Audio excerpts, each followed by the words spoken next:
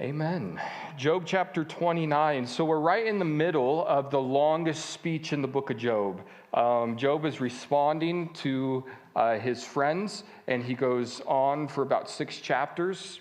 We looked at part of that last week. We're going to finish up Job's longest speech this week in chapter 29, 30 and 31.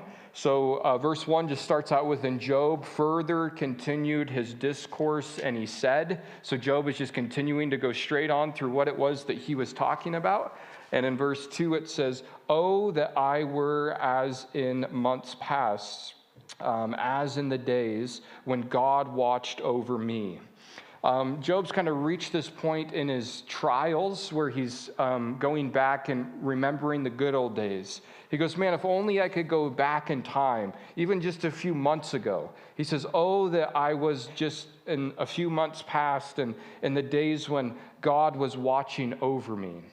Job remembers when life was good, when he was being blessed physically, that he was very aware of God's presence in his life. Now that he's been going through this trial for a season, he feels like God's no longer watching over him. Now that's not true, but he feels that way. He feels like God is no longer watching him. Verse 3 says, "When his lamp shone upon my head, and when by his light I walked through the darkness, just as I was in the days of my prime, when the friendly counsel of God was over my tent." I wish I could go back to the days when God was watching over me. Verse 3, I wish I could go back to the days when the lamp of the Lord was shining upon my head. He goes, I wish I could go back to the days when his light, the Lord's light, was leading me through darkness. Job remembers back in the good old days when it feels like God was very real, when God was very tangible, when God was leading him every step of the way, how God's light was leading him in darkness. And we learn in Psalm 119 verses 1 through Psalm 119 verses 150, it says, about how, it is 105. Psalm 19, 105, it tells us how your word is a lamp unto my feet and a light unto my path. And Job had this season in his life where he was being led by the Lord. Now he feels like he's just so distant from God with all this stuff that he's going through. Verse 4 says, just as I was in the days of my prime, when the friendly counsel of God was over my tent, when the Almighty was yet with me, and when my children were around me, when my steps were bathed with cream, and the rocks poured out rivers of oil for me. Job goes, I miss the days when my steps were bathed with cream, when the rocks were pouring out oil. The idea is just like the season of prosperity that Job was in. He was just walking in goodness and provision.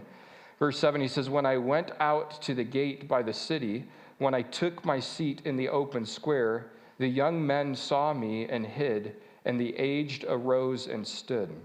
The princes refrained from talking and put their hand on their mouth.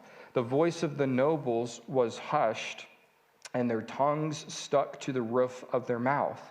When the ears heard, then I blessed me, and when the eyes saw, then I approved me, because I delivered the poor who cried out, the fatherless, and the one who had no helper. As Job's remembering the good old days, he kind of gets really focused on himself, and he talks a lot about I and me and my, and he's going to use that like a whole bunch here. Verse 13, he says, the blessings of the perishing man came upon me, and I caused the widow's heart to sing for joy. Job says, I provided for those who didn't have. I was helping those. Verse 14, I put on righteousness, and it clothed me. My justice was like a robe and a turban. I was eyes to the blind, and I was feet to the lame, and I was a father to the poor, and I searched out the case that I did not know. There in verse 14, Job says, I put on righteousness, and it clothed me. My justice was like a robe and a turban. As Job's just looking back on the good old days and he's focusing on himself, he's talks about how he put on his righteousness. Now you can either see this as Job being self-righteous, but we know that when Job was living in those good old days at the beginning of the book, in Job chapter 1, about verses 1 through 8, this is what the word says about Job's life. It says, there was a man in the land of Uz whose name was Job. And the man was blameless and he was upright, one who feared God and shunned evil. And he had 7 sons and 3 daughters were born to him. Also his possessions were 7,000 sheep, 3,000 camels, 500 yoke of oxen, 500 female donkeys, and a very large household, so that this man was the greatest of all the people of the East. And his sons would go and feast in their house, each on his appointed day, and he would send and invite their 3 sisters to eat and drink with them.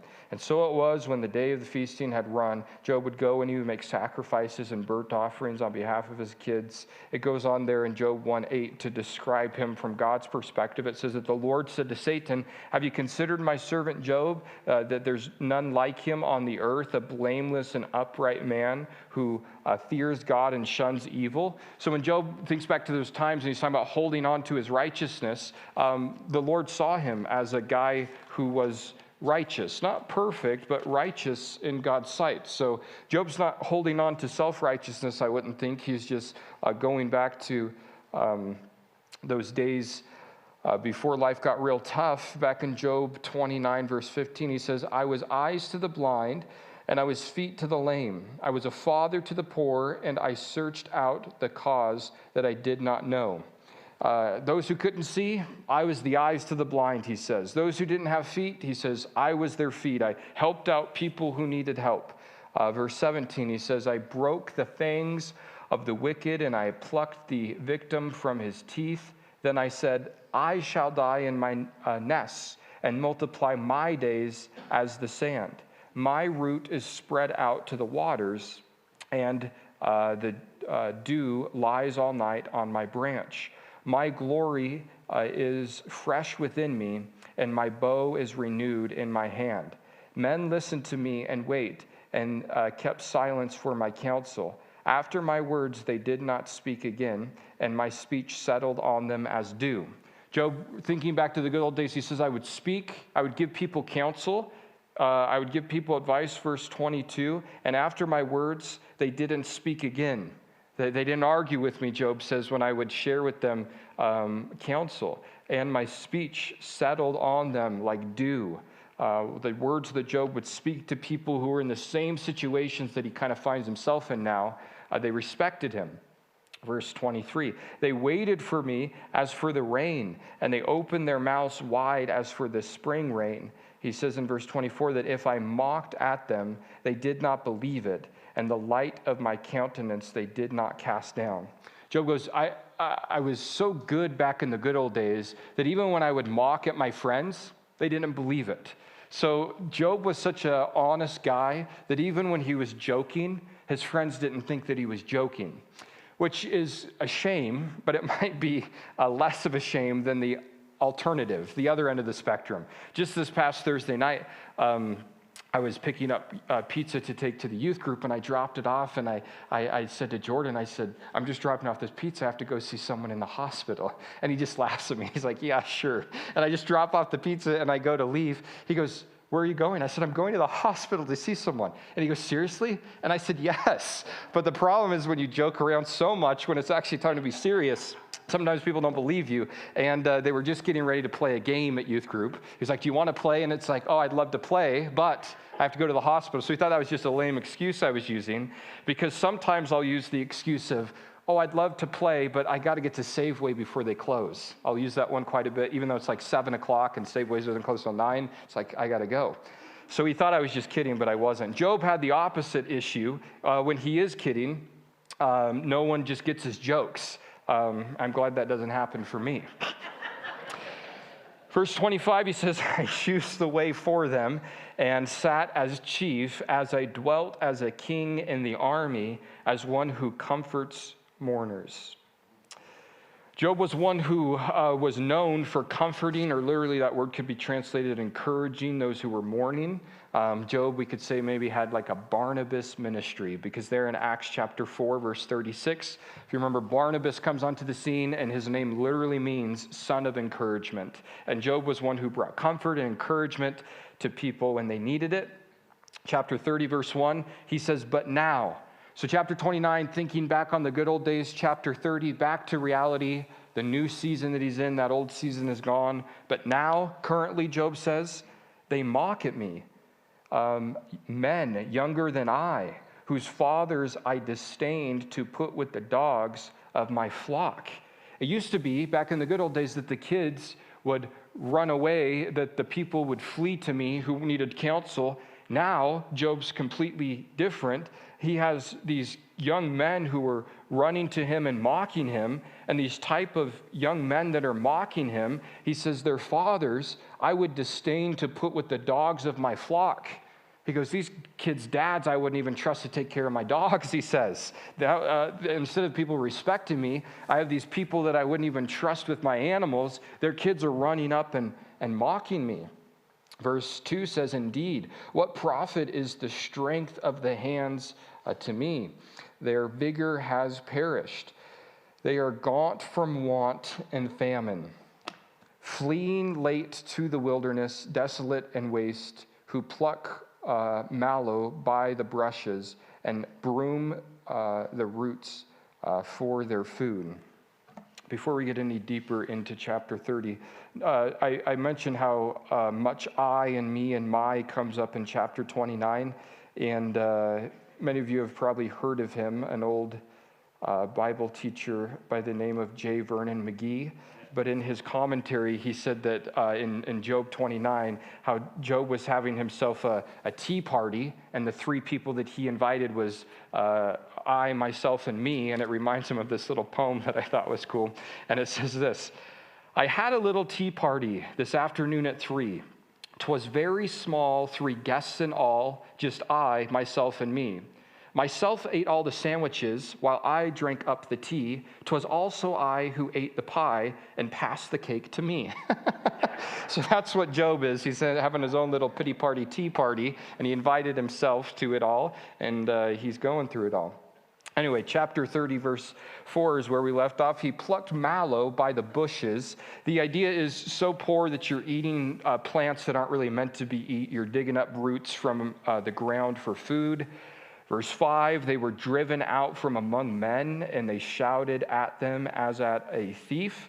And they had to live in the clefts of the valleys and caves of the earth and the rocks. Among the bushes they brayed, under the needles they nestled. And they were sons of fools, yes, sons of vile men, and they were scourged from the land. Verse 9, and now I am their taunting song. Yes, I am their byword. They abhor me, and they keep far from me. They do not hesitate, verse 10, Job says, to spit in my face. And obviously that's an insult. If someone spits in your face, it's very insulting. And he is talking about these people who are not respected by society, who he wouldn't trust with his dogs, who are eating from plants, who he likens them to wild donkeys in those verses that we just read. He says, and yet these people, they're making fun of me, Job says. These people are walking by me and spitting in my face.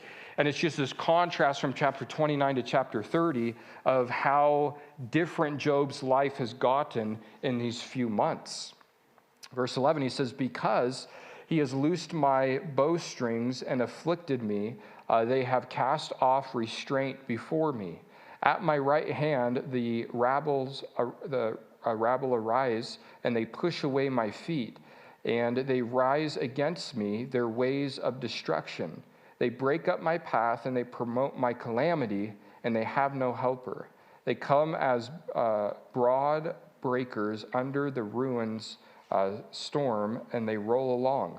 Terrors are turned upon me, and they pursue my honor as the wind, and my prosperity has passed like a cloud. Verse 16, and now my soul is poured out because of my plight. The days of affliction, they take hold of me. My bones are pierced in me at night, and my gnawing pain takes no rest. Job describing now, reminding us of the physical pain that he's going through. He had these boils. He was scraping them. That wasn't good.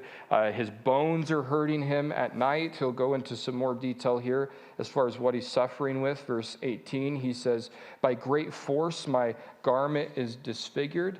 It binds me about as a collar on a coat, and has cast me into the mire, and I have become like dust and ashes. Verse 20, I cry out to you, but you do not answer me. I stand up, and you regard me, but you have become cruel to me. With the strength of your hand, you oppose me. You lift me up to the wind and cause me to ride on it, and you spoil my success. For I know that you will bring me to death and to the house appointed for all living. Verse 24, surely he would not stretch out his hand against a heap of ruins if they cry out when he destroys it. Have I not wept for him who was in trouble? Has not my soul grieved for the poor? That when I looked for good, evil came to me. And when I waited for light, then came darkness.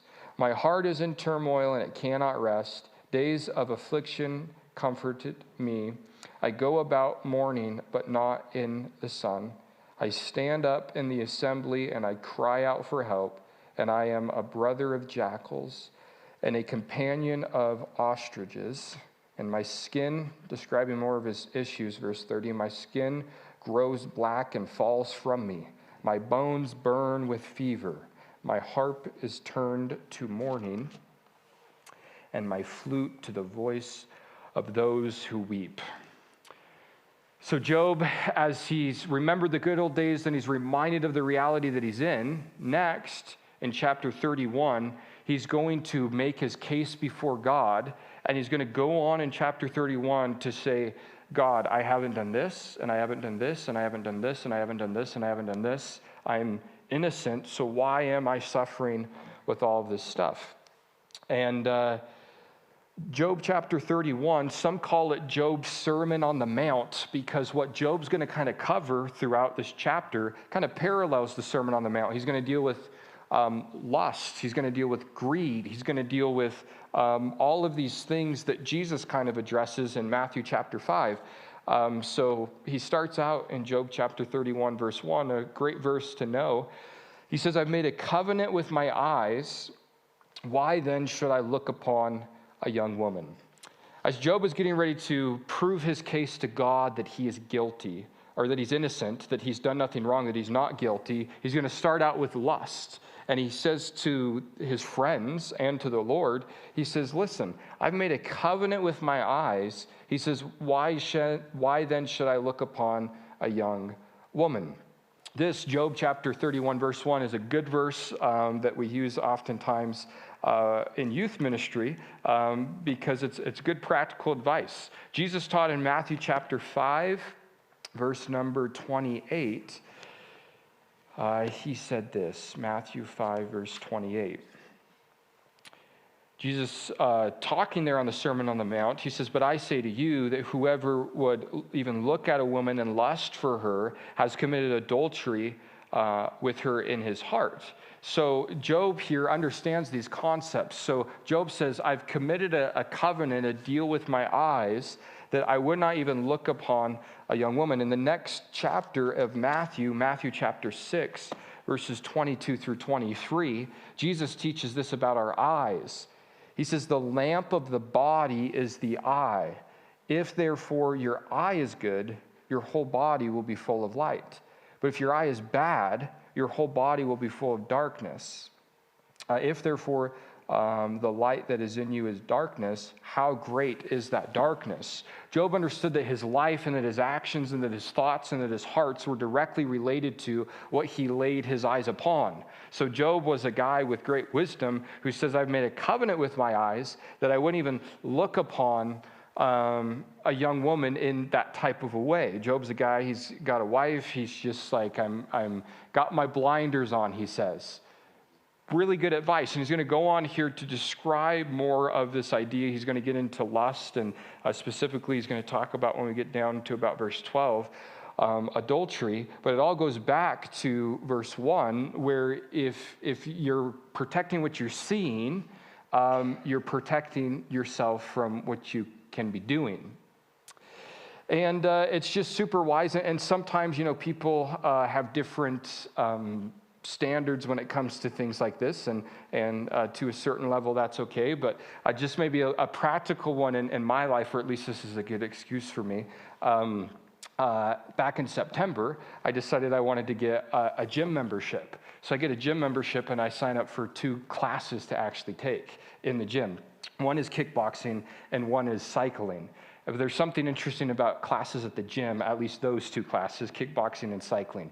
Guess how many other men were doing those classes with me? 0, right? I'm the only guy there with a bunch of women. Now, in the kickboxing class, there's a bunch of women old enough to be my grandmas. The cycling class, there were a lot closer to my age. And I did them for a couple weeks. But then one day it was just like, you probably have no business being here. You can cycle by yourself. You can kickbox by yourself. So the reason why I don't go to the gym is because I've made a covenant with my eyes. So that's why I'm getting fat.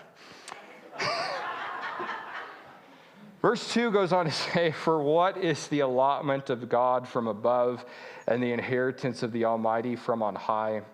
Is it not destruction to the wicked, and disaster for the workers of iniquity? Does he not see my ways and count all of my steps?"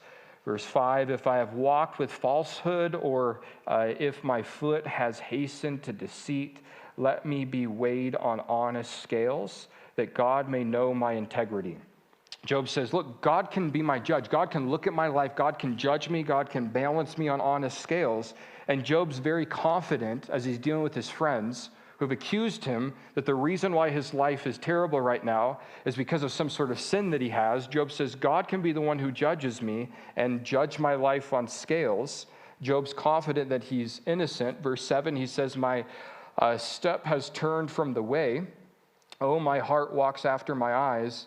Or if any spot adheres to my hands, then let me sow and another eat, and let my harvest be rooted out. If," he says, verse 9, "my heart has been enticed by a woman," or he says, "if I have lurked at my neighbor's door, then let my wife grind for another, and let another bow down over her, for that would be wickedness. Yes, it would be iniquity deserving of judgment." Verse 12, "For that would be a fire that consumes to destruction, and it would root out all of my increase." Verse 1, idea of just kind of lust with the eyes. He gets into, not only am I not guilty of just lusting with my eyes and my heart, Job says, I'm not guilty of enticing a woman. I'm not guilty of lurking at my neighbor's door. That's kind of a creepy term, but lurking at my neighbor's door, the idea of waiting for him to leave so that I can be with her. He says, I'm not guilty of that. He says, and if I were, what that would be, verse 12, he says, that would be a fire that consumes to destruction. He says that would be, it would root out all of my increase. And Solomon in Proverbs chapter 6, he writes a bit about this to his sons. Proverbs chapter 6, starting in verse 20, and some people read Proverbs and it kind of rubs them, specifically this chapter, kind of rubs them the wrong way because of how Solomon's warning his sons. But you just have to realize Proverbs chapter 6, Solomon is warning his sons. And if Solomon was warning his daughters, he would say some different things. But he's not. He's warning his sons. So this is what Solomon says in Proverbs chapter 6, starting in verse 20. He says, "My son, keep your father's command, and do not forsake the law of your mother. Bind them continually upon your heart, tie them around your neck, and when you roam, they will lead you, and when you sleep, they will keep you, and when you awake, they will speak with you. For the commandment is a lamp, and the law is a light. Reproof of instruction are the ways of life, to keep you from the evil woman, from the flattering tongue of a seductress, Do not lust after her beauty in your heart, nor let her allure you with her eyelids, those battering eyes. Don't fall for it, he says. For by means of a harlot, a man is reduced to the crust of bread, and an adulteress will prey upon his precious life. Can a man take fire to his own bosom and his clothes not be burned? The implied answer is no. Solomon likens messing around with this stuff like taking in fire into your own bosom. You're going to try to carry fire, put a heap of fire like this and carry it, and you're thinking it's not going to burn through your clothes. He says, it is going to burn you. Verse 28, can one walk on hot coals and his feet not be seared? So is he who goes into his neighbor's wife. Whoever touches her shall not be innocent. People do not despise a thief, he says, if he steals to satisfy himself when he is starving. Yet when he is found, he must be restored. He must restore sevenfold. He may have to give up all substance of his house. Whoever commits adultery with a woman lacks understanding. He who does so destroys his own soul. Wounds and dishonor he will get, and his reproach will not be wiped away. For jealousy is a husband's fury, therefore he will not spare in the day of vengeance, and he will accept no recompense, nor will he be appeased, though you give many gifts. He goes on in chapter 7 to continue to talk about this to his sons, but what I wanted to show you there is that Solomon likens this idea, specifically he's talking about adultery, but more broadly we'll just say lust. He likens it to playing with fire and getting burned. And there's a lot of great examples we can turn to kind of look at that in the Old Testament. David's one of them, but we kind of dealt with David just a couple Sundays ago in a cross-reference. But David was a guy who had everything going for him, and he messed up big time. Joseph is a good one to talk about in Genesis as far as someone who had things going, tempted big time, but Joseph does the right thing. But the one that I want to look at tonight and kind of cross-reference of this is actually Samson in Judges chapter 16, because Samson is a great example of also what not to do in situations like this. Judges chapter 16, starting in verse 1. Samson, real quick in backstory, he's a special guy. His mom made a covenant, his parents did, because when he was born, he's a Nazirite, so he's never supposed to cut his hair, he's never supposed to touch anything that comes from grapes, and he's never supposed to touch dead things. So Samson, he starts out well, he's super strong, he defeats the enemies, gets rid of a bunch of bad guys with the jawbone of a donkey. He's a pretty intense guy. But we learn something about him starting in chapter 16, verse 1 of the book of Judges. And it says, now Samson, he went to Gaza, and he saw a harlot there, and he went into her. And when the Gazites, they were told, Samson, he's come here, they surrounded the place, and they lay in wait for him all night at the gate of the city. And they were quiet all night, saying, in the morning when it's daylight, we will kill him. So Samson, he lay low till midnight. Then he arose at midnight, and he took hold of the doors of the gates of the city and the two gateposts, and he pulled them up, bar and all. And he put them on his shoulders, and he carried them to the top of the hill that faces Hebron. Samson goes to Gaza, gets with the harlot. Word gets out, the Philistines want to kill him. They think they have him surrounded. Samson knows they're there. He lays low. He sneaks out. He rips out the gates of the city, and he packs them up on top of the hill that's close by. Samson, in Judges chapter 16, verses 1 through 3, he plays with fire, and he gets away with it. So he goes, Verse 4, afterwards it happened that he loved a woman in the valley of Sorek, whose name was Delilah. And the lords of the Philistines, they came to her and they said to her, entice Samson, and find out where his great strength lies, and by what means we may overpower him, that we may bind him to afflict him, and every one of us will give you 1,100 pieces of silver. Delilah, big old payout if you can get out of your new boyfriend where his strength comes from. So Delilah, verse 6, she said to Samson, please tell me where your great strength lies, and with what you may be bound to afflict, and with what you may be bound in order to afflict you. And Samson said to her, if they bind me with 7 fresh bowstrings, not yet dried, then I shall become weak and be like the other men. So the lords of the Philistines, they brought up the 7 fresh bowstrings, not yet dried, and they bound him with them. Now, when the men were lying in wait, staying with her in the room, and she said to him, the Philistines are upon you, Samson. But he broke the bowstrings as a strand of yarn breaks when it's touched with fire. So the secret of his strength was not known. Verse 10, then Delilah said to Samson, look, you've mocked me, and you've told me lies. Now, please tell me what you may be bound with. So he said to her, if they bind me securely with new ropes that have never been used, then I shall become weak and be like any other man. Therefore, Delilah, she took new ropes, and she bound him with them, and said to him, the Philistines are upon you, Samson. And men who were lying in wait, staying in the room, but he broke them off his arms, just like a thread. Verse 13, and Delilah said to Sammy, she said, until now you've mocked me and you've told me lies. Tell me what you may be bound with. And he said to her, if you weave the 7 locks of my head into a web of a loom.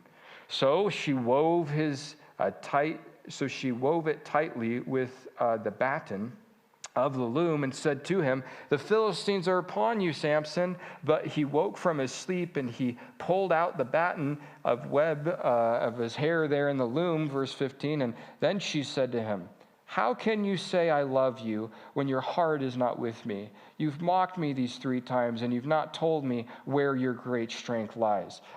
How can you say you love me when you're trying to bind me, right? That's what he should say. But Samson gets a little stupid here with Delilah because she's flattering her eyelashes and all these other things that makes boys get stupid at times, not thinking properly.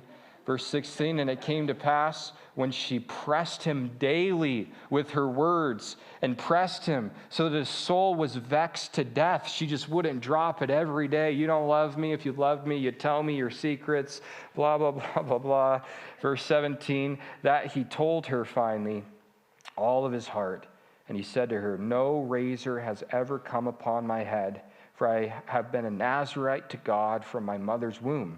If I'm shaved, then my strength will leave me, and I shall become weak and be like any other man. Verse 18, and when Delilah saw that he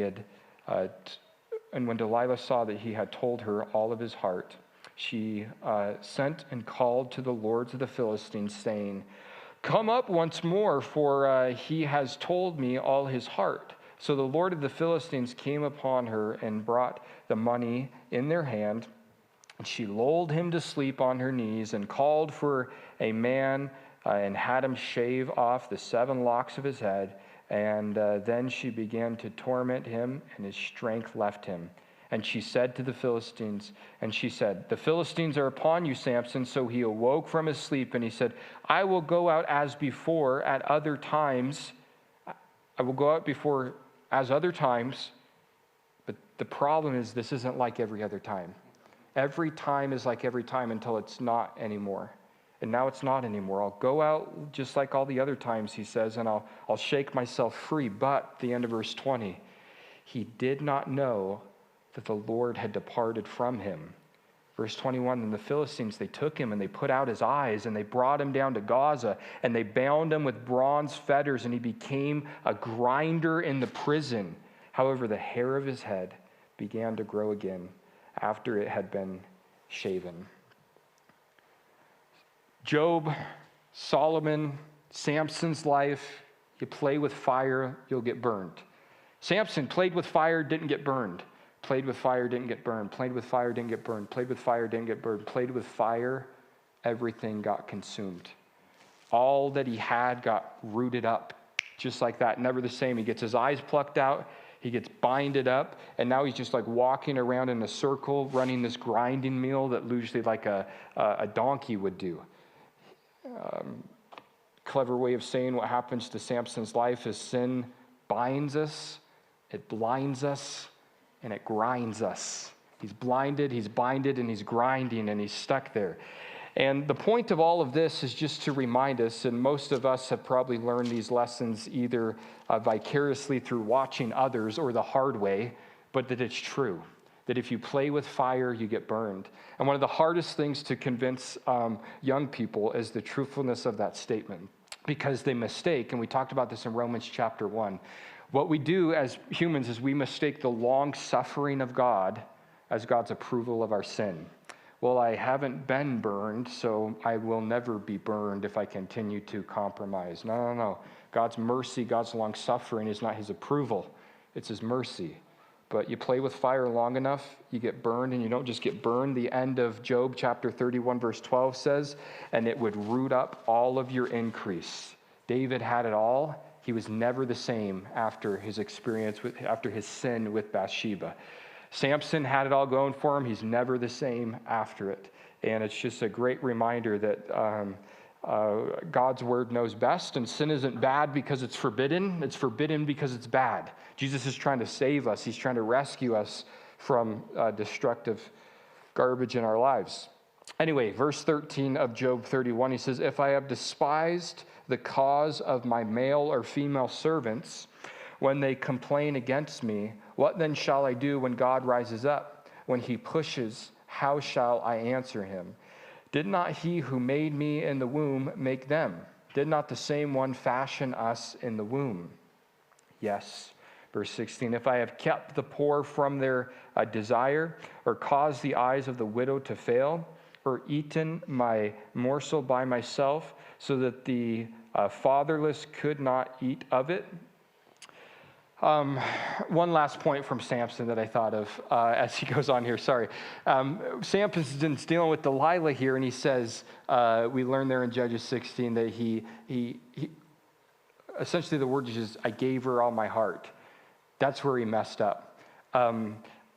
Dating is not where you give all your heart. Marriage is where you give all your heart. And when you give all of your stuff when you're dating, that's wrong. So you want to hold back when you're dating. You want to keep secrets. That's just some wisdom for you guys, for me. Verse 17. He goes on to say, or eaten my morsel by myself so that the fatherless could not eat of it. But, he says, verse 18, from my youth I reared him as a father, and from my mother's womb I guided the widow. If I have seen anyone perish for lack of clothing, or any poor man without covering, if his heart has not blessed me, and if he has not warmed with the fleece of my sheep, if I have raised my hand against the fatherless, when I saw I had help in the gate, then I let my arm fall from my shoulder. I let my arm be torn from the socket, for destruction from God is a terror to me, and because of his magnificence I cannot endure. I have made gold my hope, or said to fine gold, you are my confidence, if I have. So he's talked about lusting, now he's going to talk about greed. He's saying, look, if I'm guilty of making gold my hope, or if I'm guilty of rejoicing because my wealth was great, or because my hand had gained me much money, he says, if I have observed the sun when it shines, or the moon moving in brightness, so that my heart has been secretly enticed, and my mouth has kissed my hand, this also would be an iniquity deserving of judgment, for I would have denied God who is above. But Job's point is, I haven't done those things. Verse 29, if I have rejoiced at the destruction of him who hates me, if I'm finding pleasure in something bad happening to a guy who doesn't like me, or if I lift myself up when evil has found him, indeed I have not followed my mouth to sin by asking for a curse on his soul. If the men of my tent have not said, who is there that has not been satisfied within his meat? But no sojourner had to lodge in the street. For, he says, I have opened my door to the traveler. Job says, I was hospitable. I let people in. I fed them from my table. Verse 33. If I have covered my transgressions as Adam by hiding my iniquity in my bosom, because I feared the great multitude and dreaded the contempt of families. so that I kept silent, and I did not go out of the door.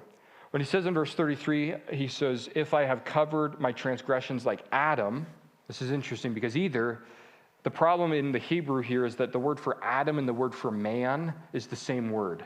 So either he's saying, if I've just covered my sins like mankind, or if he's literally referring back to Adam in Genesis chapter 3, which if that's the case, that's interesting because Job is older than Genesis as far as the book. The events in Genesis date back further, but Moses wrote Genesis. So it's possible that Job was familiar with the accounts of Adam and Eve and how when Adam sinned, he tried to cover his sin with those fig leaves. So he says, if I've tried to cover up my transgressions, my sins like Adam has, or maybe more broadly like mankind has, by hiding my iniquity in my bosom because I feared the great multitude and I dread the contempt of families, so that I kept silence and I did not go out of the door. Oh, that I had one to hear me. Here is my mark. Oh, that the Almighty would answer me, that my prosecutor had written a book. Job says there in verse 35, oh, that I had one to hear me. Here is my mark. Oh, that the Almighty would answer me. Job's in a season in his life right now where heaven is silent. And we go through seasons like that in our life. We go through times when it feels like our relationship with God is so real, so tangible. And right now, Job's in a season of silence. He goes, if only God would hear me, if only God would answer me, if only I could get something from above, Lord, to let me know you haven't forgotten me. He even, the end of verse 35 says that my prosecutor would write a book. He sees God as his prosecutor, as the one who's against him. And his idea is he's challenging God to write a book of how Job has wronged him, because Job is confident in his innocence. What Job's wrong about here in verse 35 is that he sees the Lord as his prosecutor, but the Lord is not his prosecutor. The Lord is his, Romans chapter 3, propitiation. The Lord is his advocate. The Lord is his attorney, not the one who's against him. But Job's got all confused because of the trials that he's going through. Verse 36 says, surely I would carry it on my shoulders and bind it on me like a crown. I would declare to him the number of my steps like a prince. I would approach him. If my land cries out against me and its furrows weep together, he says, if I have eaten its fruit without money or caused its own to lose their lives, then let thistles grow instead of wheat and weeds instead of barley. The words of Job are ended. That's how chapter 31 ends. Well, if Job's words are ended and there's still almost 10 more chapters to the book, who's going to talk the rest of the time? Well, out of nowhere, we're going to have a new character come onto the scene next week. We'll deal with him maybe for the next 2 weeks because he kind of goes on for a while. But then Job finally gets what he wants. The last part of the book, he's going to hear from heaven. God's going to say some things. And we're going to see that Job, he does seem a little trusting too much in himself in chapters like chapter 29. When God comes onto the scene, God's going to, in a very beautiful way, put Job in his proper perspective. He's going to humble Job. He's been humbling Job through his life physically. Job's thinking back to the good old days, maybe a bit too prideful in himself. When God starts to open his mouth and talk to Job, Job's going to be flat on his face humbled. And if you think it humbles Job, just wait to see how it applies to you, because it's going to humble us too as God starts speaking to the situation.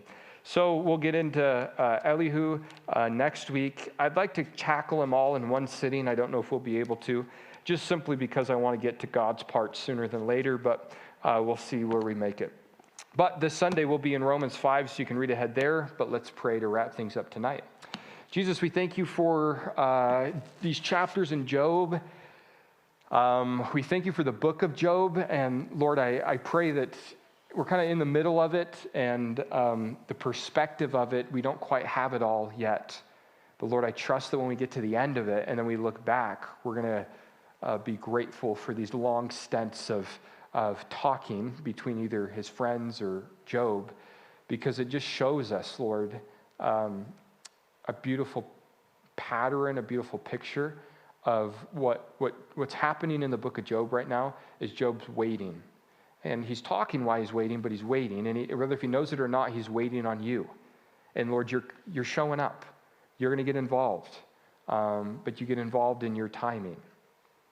And we're waiting, Lord, to get to the chapters where you get involved. And maybe that's where some of us are at in our lives right now. Lord, we're waiting. We're waiting, and we're in the middle of these chapters, and maybe a lot of it doesn't make sense, and some of it doesn't feel like it applies, but Lord, you're going to speak soon.